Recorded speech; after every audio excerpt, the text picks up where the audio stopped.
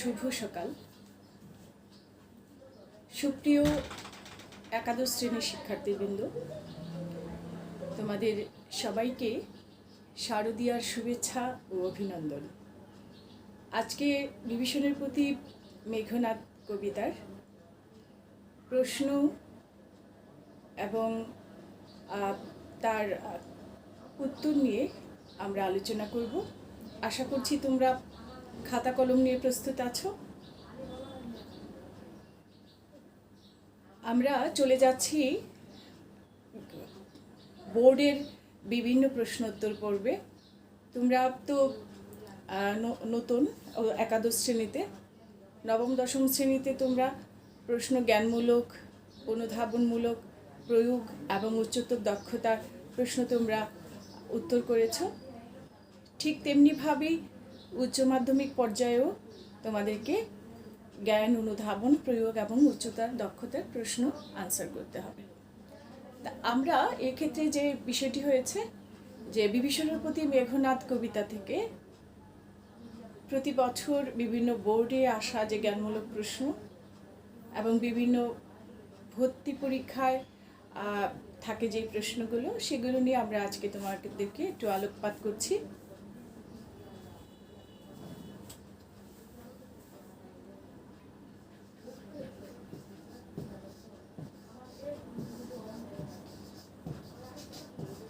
তোমরা জানো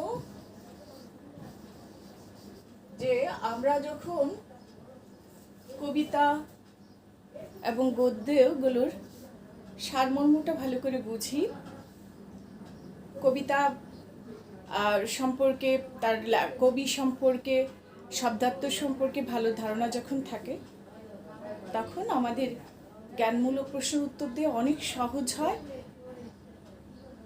তাই আমরা গত 3টি ক্লাসে তোমাদেরকে এই বিভীষণের প্রতি মেঘনাদ কবিতার শব্দার্থ, কবি পরিচিতি এগুলো নিয়ে কথা বলেছিলাম। আশা করছি তোমরা যারা ভালো করে প্রস্তুতি নিয়েছিলে ক্লাসগুলো হোমওয়ার্ক নিয়ে, তারা সবাই জ্ঞানমূলক প্রশ্ন উত্তরগুলো করতে পারবে। খুবই সহজ কতগুলো জ্ঞানমূলক প্রশ্নের উত্তর। যেমন আমরা কবি পরিচিতি পড়েছিলাম। এই কবি পরিচিতির মধ্যে থেকে বরাবরই একটি কোশ্চেন হয় যে মাইকেল মধুসূদন দত্তের জন্ম কত সালে। এটি কিন্তু বিভিন্ন বোর্ডে আসে। তো আমরা চট করে লিখে নিব মাইকেল মধুসূদন দত্তের জন্ম কবে। মাইকেল মধুসূদন দত্তের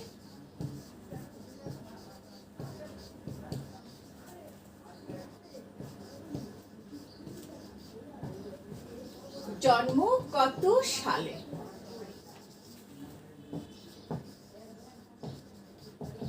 জন্ম কত সালে। এবার দেখো আমরা 2 নম্বরে একটা কোশ্চেন করছি যে মাইকেল মধুসূদন দত্তের মায়ের নাম কি। আমরা বাবা মায়ের নাম পড়েছি, কবি পরিচিতি পয়েন্ট করে। আমি জাস্ট তোমাদেরকে এটাই বোঝাতে চাচ্ছি যে আমরা যদি ভালো করে কবি পরিচিতিটা পড়ি, বইয়ে যেভাবে আছে, শব্দার্থ টিকাগুলো পড়ি, তাহলে দেখবো যে বিভিন্ন বোর্ডের প্রশ্নগুলো কিন্তু ওই আঙ্গিকেই করা হয়েছে, ওখান থেকেই করা হয়েছে। সেই জন্য আমি যে কটা প্রশ্ন আলোচনা করব তোমরা দেখবে যে এগুলো তোমরা পারো। যেমন মাইকেলের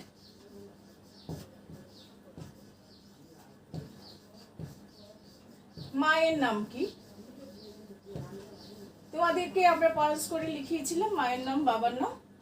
তো সেখানে আমরা জানি পিতা রাজনারায়ণ দত্ত, মাতা জাহ্নবী দেবী। তো আমরা তো উত্তর সহজেই করতে পারবো, মায়ের নাম জাহ্নবী দেবী। আর যদি বাবার নামও আসে সেক্ষেত্রে বলতে পারবো রাজনারায়ণ দত্ত। তারপরে হচ্ছে আরেকটি প্রশ্ন যে রাবণের মধ্যম ভ্রাতাকে। রাবণের মধ্যম ভ্রাতা কে। আমি তোমাদেরকে বলেছিলাম বিশ্রবামুনি এবং নিকষা তাদের এই দম্পতির সন্তান 3 জন। রাবণ সন্তান 4 জন, কিন্তু এর মধ্যে ছেলে 3 জন। আমরা বলেছিলাম 1 নম্বরে হচ্ছে রাবণ, 2 নম্বরে হচ্ছে কুম্ভকর্ণ, 3 নম্বরে হচ্ছে বিভীষণ, 4 নম্বরে হচ্ছে শূর্পণখা। 4 নম্বরে শূর্পণখা কার সন্তান? বিশ্রবা ও নিকষা দম্পতি। এই দম্পতি বিশ্রবা হচ্ছেন একজন ঋষি, আর নিকষা দেবী ওনার এই দম্পতির সন্তান হচ্ছে 4 জন। এর মধ্যে রাবণ, কুম্ভকর্ণ, বিভীষণ, শূর্পণখা। আর এই রাবণ হচ্ছে লঙ্কার রাজা। লঙ্কার রাজা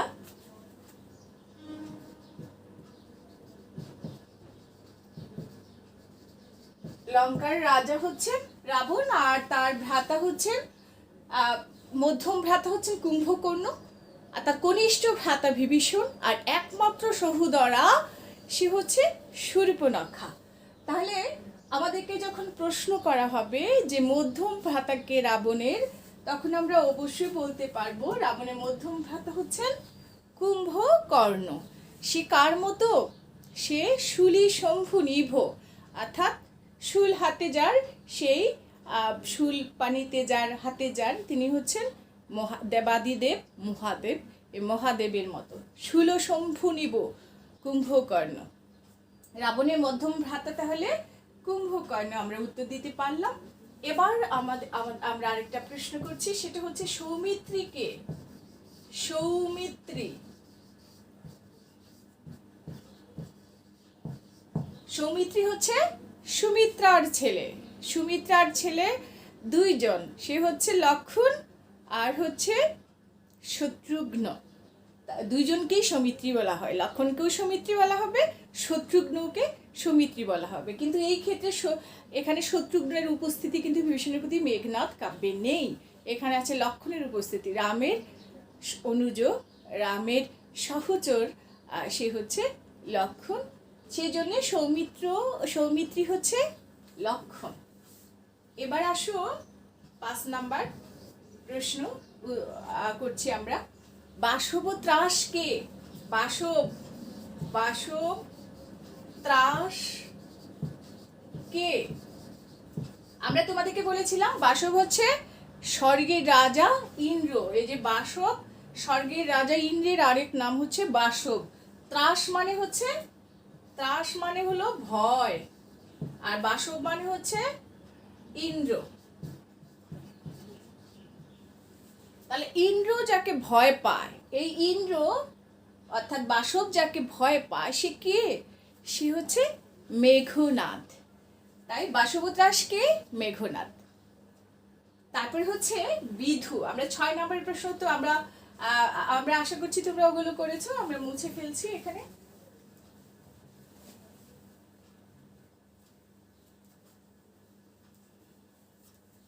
ছয় নম্বরের প্রশ্নটি তোমরা লিখো, সেটা হচ্ছে বিধু স্থাপিলা বিধুরে বিধি স্থানুর ললাটে। স্থাপিলা স্থাপন কলা, বিধুরে চাঁদকে, বিধি বিধাতা কোথায়? স্থানুর ললাটে। স্থানু হচ্ছে আকাশ, আর ললাটে হচ্ছে কপালে। তাহলে বিধু শব্দের অর্থ, বিধু শব্দের অর্থ কি? তো বিধি শব্দের অর্থ চাঁদ, আমরা বুঝে গেছি। এবার 7 নাম্বার কোশ্চেনে আসো, সে হচ্ছে অরিন্দম কে? আমরা কবিতা শুরুতেই পড়েছিলাম এতক্ষণে, অরিন্দম কহিলা বিষাদে। তাহলে অরিন্দমটা কি? অরিকে দমন করে যে, সে হচ্ছে অরিন্দম। এই অরি হলো শত্রু, অরি মানে শত্রু, আর দম মানে দমন করা, দমন করা। তাহলে শত্রুকে দমন করে যে সে হচ্ছে অরিন্দম। আমরা তাহলে এই প্রশ্ন উত্তরগুলো যারা সবাই পারছি বলতে অবশ্যই। এবার আসো 8 নম্বরে। 8 নম্বরে আমরা ওই যে বিভীষণের মায়ের নাম কি, বিভীষণের মায়ের নাম কি, এটা একটা বোর্ডে এসেছে। বোর্ড কোশ্চেনগুলি তোমাদেরকে আমি লিখছি, বোর্ডের জ্ঞানমূলক প্রশ্ন। বিভীষণের মায়ের নাম কি?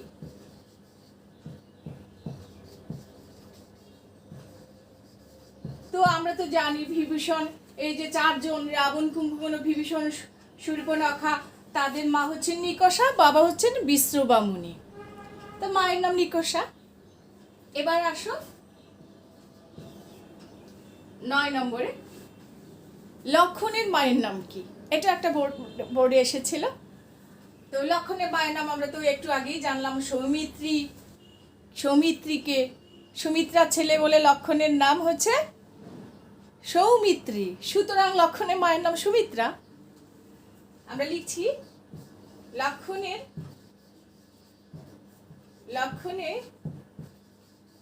মায়ের নাম কি?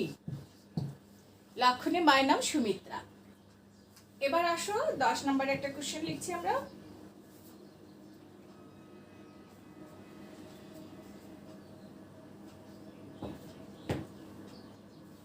নির্গুণ স্বজন শ্রেয় পর পর সদা, এই উক্তিটি কার? নির্গুণ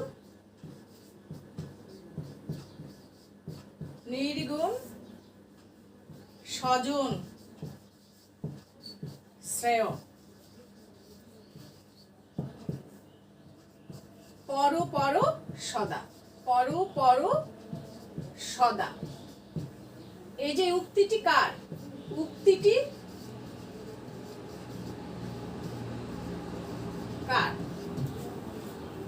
তোমরা কবিতার শেষের দিকে দেখেছ, বলা হয়েছে যখন বিভীষণ বলছে, অপারগতা পালন করছে যে সে পরদুষে কে চাহে মজিতে,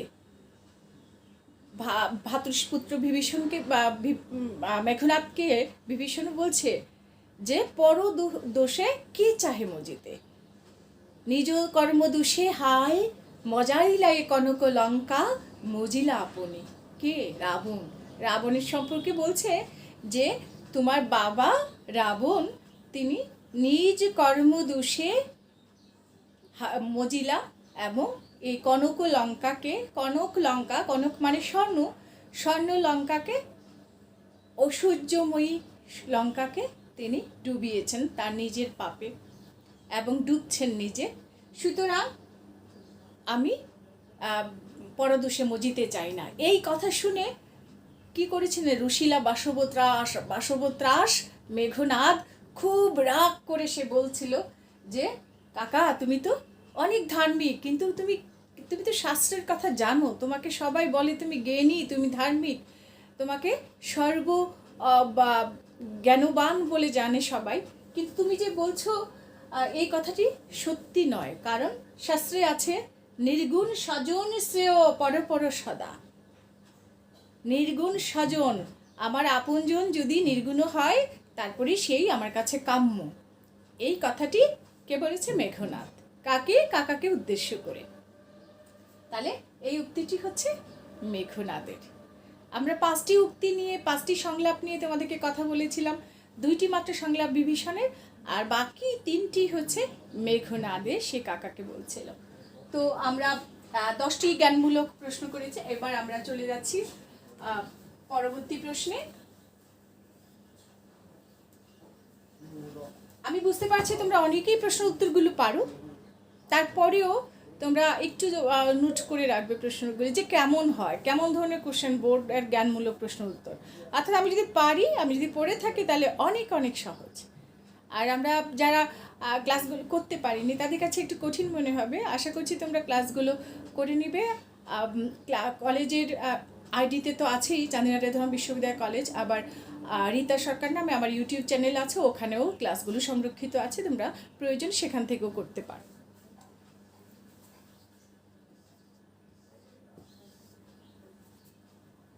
ধীমান, 11 নম্বরে আমি লিখছি ধীমান। ধীমান শব্দের অর্থ কি? ধীমান শব্দের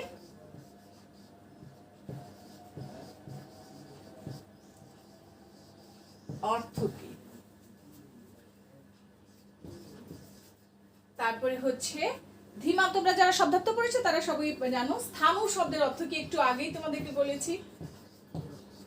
স্থাণু শব্দের অর্থ কি?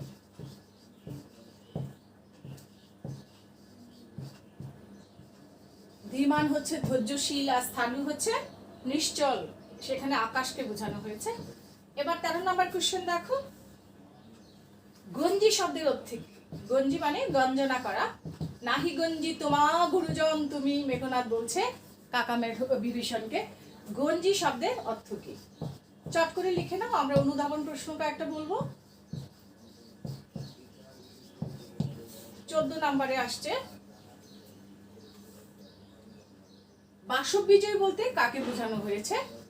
বাসব বিজয়ী,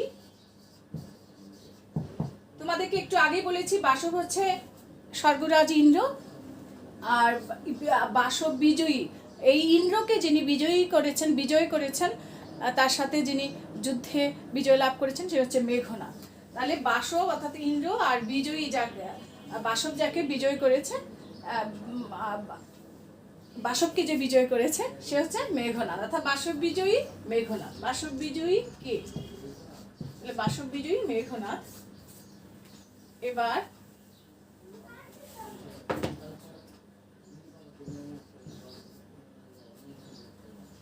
আধুনিক বাংলা কবিতার অগ্রদূত কে? আধুনিক,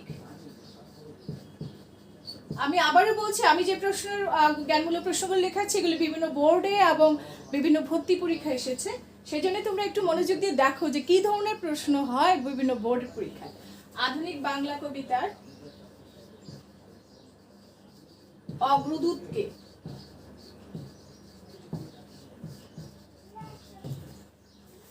তো আমরা তোমাদেরকে প্রথম দিন কবি পরিচিতি আলোচনা করার সময় বলেছিলাম যে আধুনিকতা শুরু হচ্ছে 1800 সালের পর থেকে, সেই সময় 1824-এ হচ্ছে মাইকেলের জন্ম।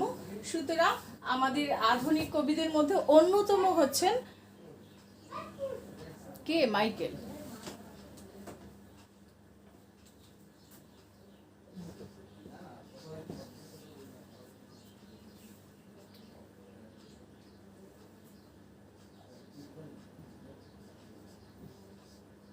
রঘুবংশ, রামের বংশকে বলা হয় রঘুবংশ। রঘুবংশের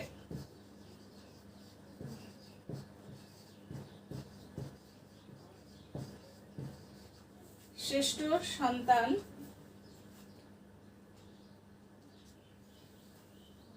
কে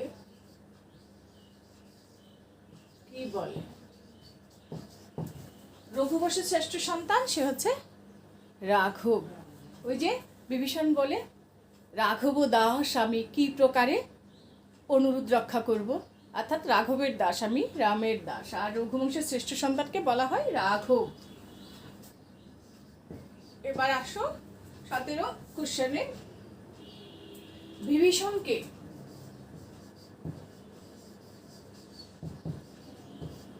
এই যে লিখে রেখেছি, বিভীষণ হচ্ছে রাবণের কনিষ্ঠ ভ্রাতা।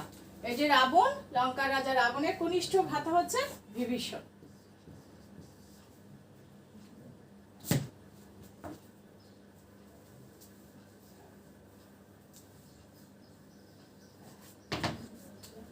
তাতো, যে কহো তাতো, তাতো শব্দের অর্থ কি?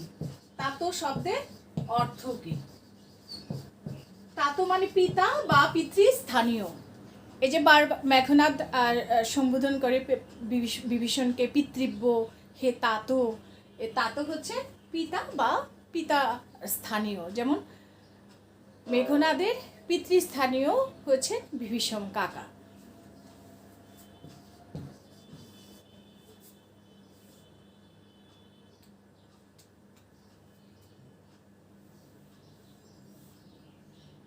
আচ্ছা, এখানে বিভীষণের প্রতি মেঘনাদ, বিভীষণের প্রতি মেঘনাদ, বিভীষণের প্রতি মেঘনাদ কবিতাটি কোন কাব্য থেকে সংকলিত? মেঘনাদ কবিতাংশটি কোন কাব্য থেকে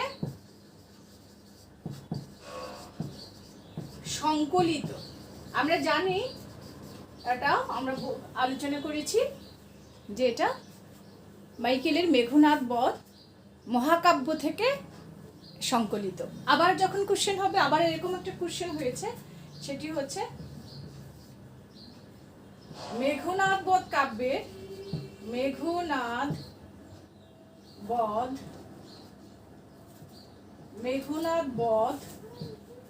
কাব্যের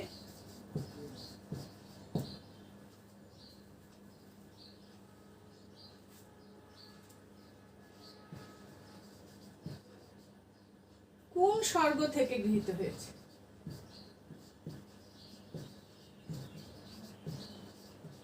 গৃহীত হয়েছে এই বিভীষণের প্রতি মেঘনাদ কবিতা। বিভীষণের প্রতি মেঘনাদ কবিতাটি। তো আমরা তো জানি, আমরা কি জানি? আমরা জানি যে বিভীষণের প্রতি মেঘনাদ কবিতাংশটি মাইকেলের মেঘনাদ বধ মহাকাব্য এবং সেখানে ষষ্ঠ স্বর্গের বধূ নামক পর্ব থেকে গৃহীত হয়েছে। তো আমরা একটা প্রশ্নের মধ্যে উত্তর দিতে পারি, এটা আলাদা আলাদা করেও প্রশ্ন আসে, বিভিন্ন বোর্ডে আলাদা করে এসেছে। আমরা এখানে 20টি প্রশ্ন নিয়ে আলোচনা করেছি এবং এগুলো বিভিন্ন বোর্ডে আসা। তো আশা করছি তোমরা কিছুটা ধারণা পেয়েছো। আমাদেরকে শব্দার্থ সবগুলি যখন আমরা শিখেছি, তখন এখান থেকে আমরা আরও অনেক প্রশ্ন আসলে আমরা উত্তর দিতে পারব।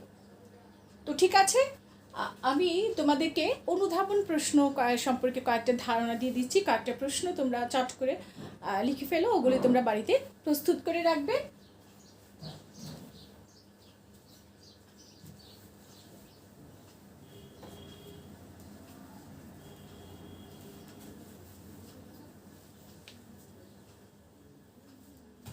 অনুধাবন প্রশ্ন।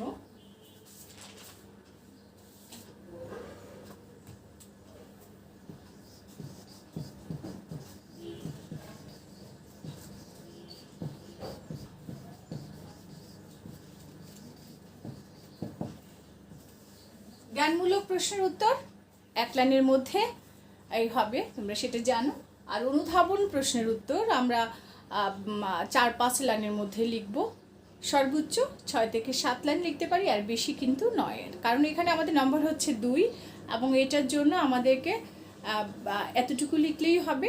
আর বিষয়টা হচ্ছে যে আমাদেরকে 2টা প্যারা করে আমরা লিখবো। কেমন করে লিখবো? যেমন আমি প্রথম যদি একটি প্রশ্ন লিখছি তোমাদেরকে,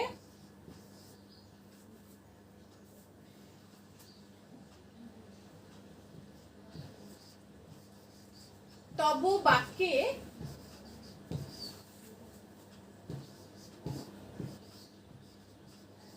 ইচ্ছি মরিবারে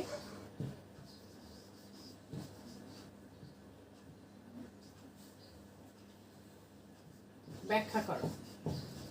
এই ব্যাখ্যা করো প্রশ্নটা হলো তব বাক্যে ইচ্ছি মরিবারে। তুমি যখন উত্তরটা লিখতে যাবে, প্রথমেই লিখবে তব বাক্যে ইচ্ছি মরিবারে। এই কথাটি মেঘনাদ, এই কবিতাটি বিভীষণের প্রতি মেঘনাদ কবিতায় মেঘনাদ তার কাকা বিভীষণকে উদ্দেশ্য করে বলেছে। এটা দিয়ে একটা প্রথম প্যারা হবে। তারপরে তুমি বিশ্লেষণে যাবে। যখন নিরস্ত্র মেঘনাদকে হত্যা করার জন্যে নিকুম্বিলার যজ্ঞাগারে কাকা বিভীষণের সহায়তায় লক্ষণ প্রবেশ করে এবং মেঘনাদের সম্মুখে এসে তাকে যুদ্ধ করতে বলে। তখন মেঘনাদ অবাক হয় এবং সে কাকাকে বলে যে দাঁড় ছেড়ে দাও, আমি যুদ্ধ করব, অস্ত্র নিয়ে আসি, আমি যুদ্ধ করব। তখন কাকা বিভীষণ বলে যে আমি রাঘব দাস, আমি তোমার অনুরোধ রক্ষা করতে পারবো না।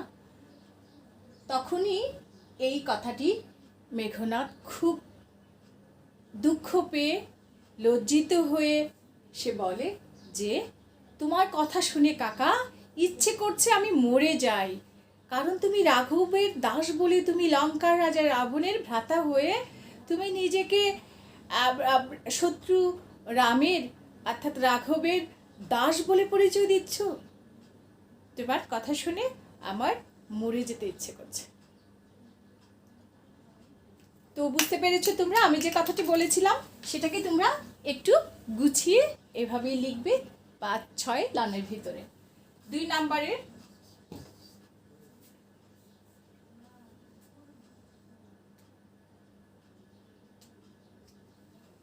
লঙ্কার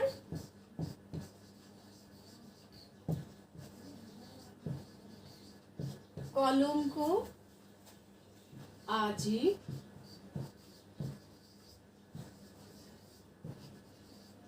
ভঞ্জিব আহবে,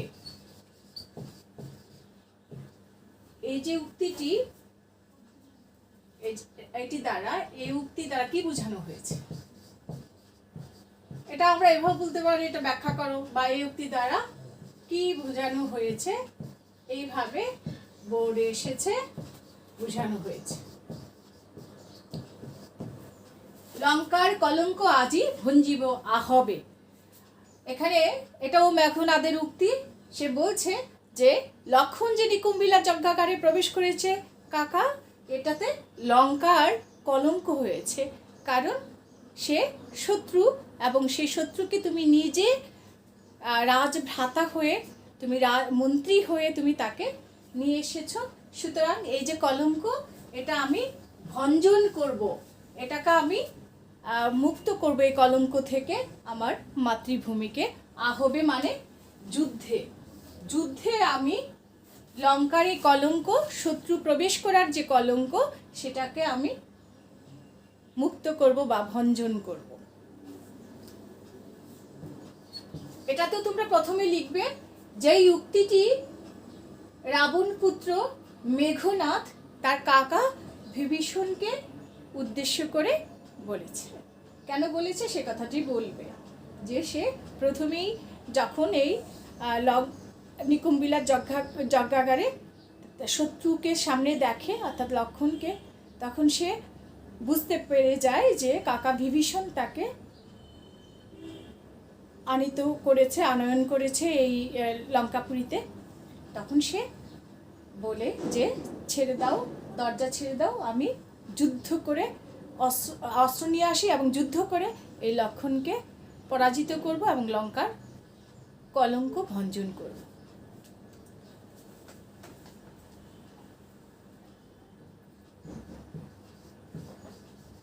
হায় তাতো,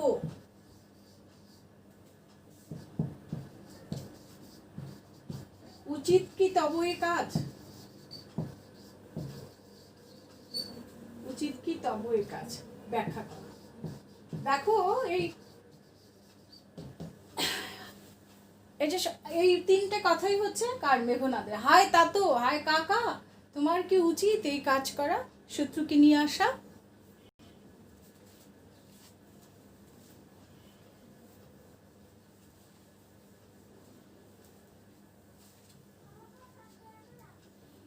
তোমরা এই প্রশ্নগুলো প্রস্তুত করবে, নিজের মতো করে প্রস্তুত করে আমাকে অবশ্যই দেখাবে।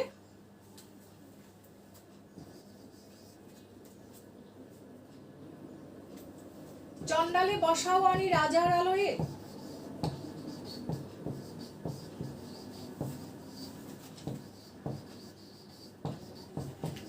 চণ্ডালে বসাও আনি রাজার আলয়ে।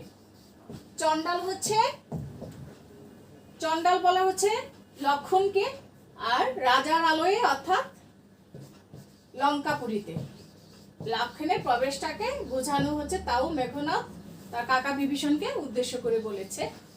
এবার আসো তারপরে প্রশ্নতে যাই। প্রফুল্ল কমলে কীটবাস। প্রফুল্ল কমলে কীটবাস।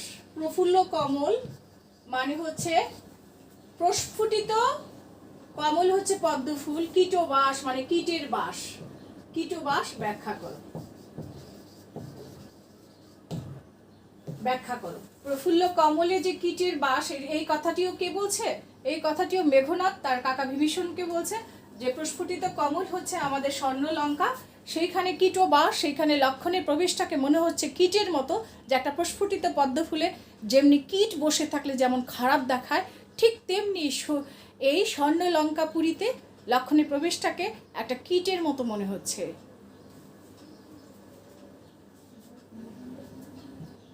পরদুষে কে চাহে মজিতে? পরদুষে কে চাহে মজিতে? কে কাকে কেন বলেছে? কে কাকে কেন বলেছে? তো তোমরা জানো, এই যে এই এতক্ষণে আমরা একটা বিভীষণের উক্তি পেলাম, পরদুষে কে চাহে মজিতে। উনি বলছেন কাকে? তার ভ্রাতৃপুত্র মেঘনাদকে উদ্দেশ্য করে, যে তোমার বাবা যে পাপ করেছেন সেই পাপে তিনি নিজে মজাইছে এবং স্বর্ণলঙ্কাকে তিনি ডুবাচ্ছেন। সুতরাং পরদুষে কেন আমি মজব, তাই আমি রাঘবের আশ্রয় নিয়েছি। পরদুষে কে চাহে মজিতে?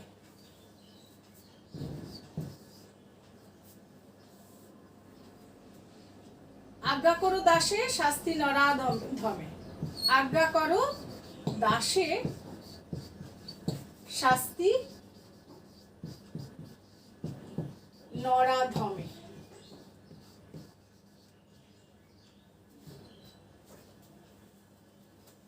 ব্যাখ্যা করো, তাও ব্যাখ্যা করো।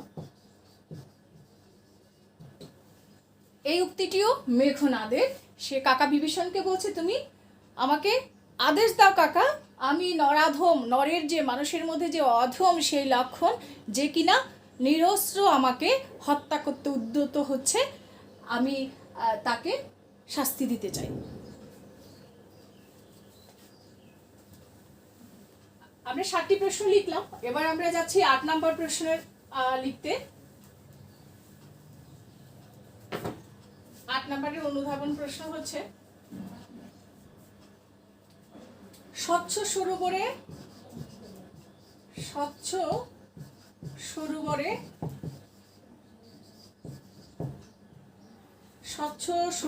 করে কেলি রাজহংস।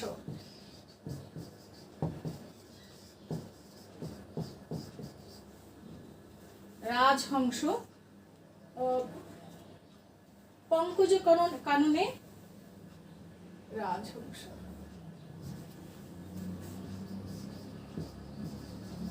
পঙ্কজ কাননে রাজহংস পঙ্কজ কাননে যায় কি সে কভু, পঙ্কিল সলিলে।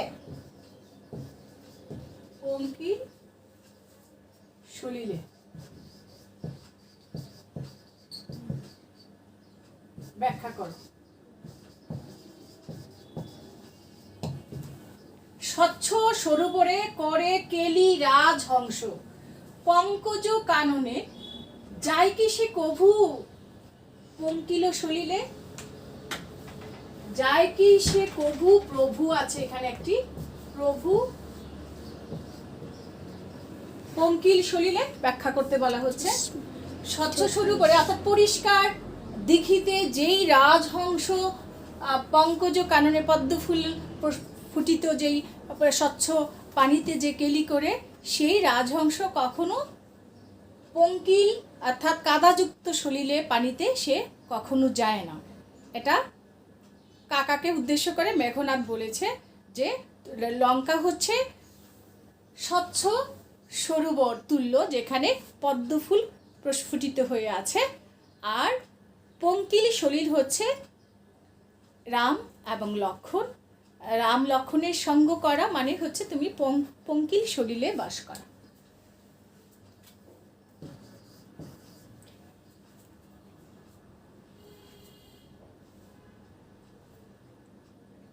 স্থাপিলা স্থাপিলা বিধুরে বিধি স্থানুর ললাটে। এই যে প্রথমে বলেছিলাম তোমাদেরকে,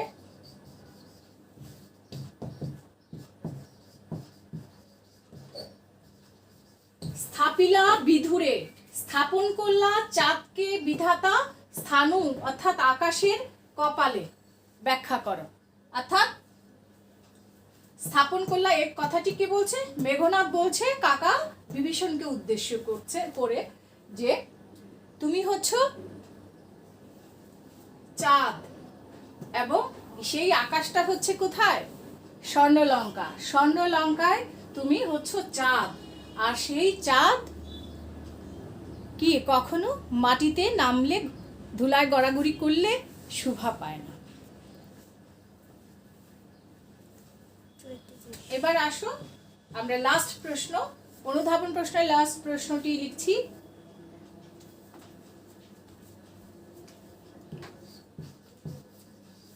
আজ্ঞা করো দাসে,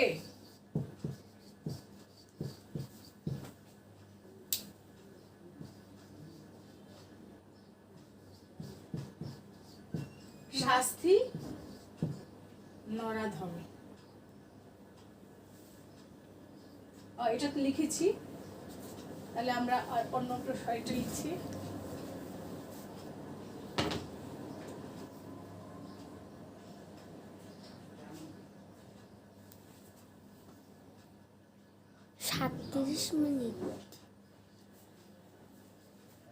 আচ্ছা, আমরা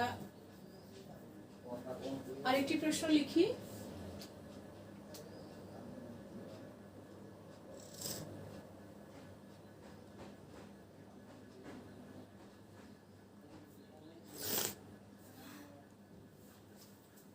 হায় তাতো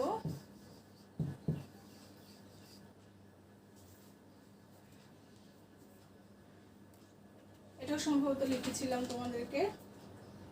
আমরা তাহলে চলে যাচ্ছি আরেকটি প্রশ্নে। লক্ষণ কিভাবে, অনুধাবন প্রশ্ন লাস্ট, লক্ষণ কিভাবে লঙ্কাপুরীতে প্রবেশ করেছিল? এটা অনুধাবন প্রশ্ন হয় যে লক্ষণ কিভাবে লঙ্কাপুরীতে প্রবেশ করেছিল। তো ঠিক আছে শিক্ষার্থীরা, আমরা অনুধাবন প্রশ্ন, বোর্ড প্রশ্ন, জ্ঞানমূলক বোর্ড প্রশ্ন নিয়ে আমরা আলোচনা করলাম। এবার আমরা তোমাদেরকে একটা সৃজনশীল প্রশ্নের উত্তর আনসার করার জন্য বলবো। তোমাদের কবিতার পিছনে পাঠ পরিচিতির পরে অনুশীলনীর মধ্যে একটি উদ্দীপক দেওয়া আছে। সেই উদ্দীপকটি তোমরা বাড়িতে নিজেরা পড়ে বুঝে উত্তরটি তৈরি করবে, এবং প্রয়োগের যে প্রশ্নের উত্তর সেটিও তোমরা 3টা প্যারাতে লিখবে। জ্ঞান, অনুধাবন, তারপরের জন্য একটা প্যারা দিয়ে তোমরা শেষ করবে। অতিরিক্ত কথা লেখার দরকার নেই। উচ্চতর দক্ষতাটাও তোমরা, যেখানে জ্ঞান থাকবে, অনুধাবন, প্রয়োগের অংশ থাকবে, 3টি কিংবা 4টি অংশে তোমরা উচ্চতর দক্ষতার প্রশ্নটি শেষ করবে। এবং বেশি লিখলে বেশি নাম্বার, এই কথাটি কখনোই ঠিক নয়। তোমরা বস্তুনিষ্ঠ লেখা, অর্থাৎ যতটুকু উত্তর যা না লিখলেই নয়, সেভাবে উত্তরটা রেডি করে তোমরা প্রস্তুত থাকবে। আমরা আগামী ক্লাসে তোমাদেরকে আমাদের যে গদ্য অংশের, সেটা গদ্য অংশ থেকে আলোচনা করব। আশা করি তোমরা প্রস্তুত থাকবে। আজকে যে আমরা অনুধাবন প্রশ্ন আর জ্ঞানমূলক প্রশ্নগুলো লিখেছি সেগুলো প্রস্তুত করবে। সেই সাথে হচ্ছে তোমাদের বইয়ের মধ্যে অনুশীলনী যে উদ্দীপকটি আছে অনুশীলনী সেই উদ্দীপকটিকে অনুশীলন করবে। অনুশীলনীর উদ্দীপক অর্থাৎ টেক্সট বইয়ের যে অনুশীলনী সেটির উদ্দীপকটি তোমরা তৈরি করে রাখবে, প্রশ্ন উত্তরগুলো তৈরি করে রাখবে, আর সেই সাথে অনুধাবন প্রশ্ন উত্তর। তো তোমরা ভালো থাকো, আগামী ক্লাসে দেখা হবে। সবাইকে আমাদের সামনে শারদীয় দুর্গোৎসব, শারদীয়া দুর্গাপুজোর শুভেচ্ছা জানাচ্ছি সবাইকে। সবাই ভালো থাকো, সুস্থ থাকো। ধন্যবাদ সবাইকে।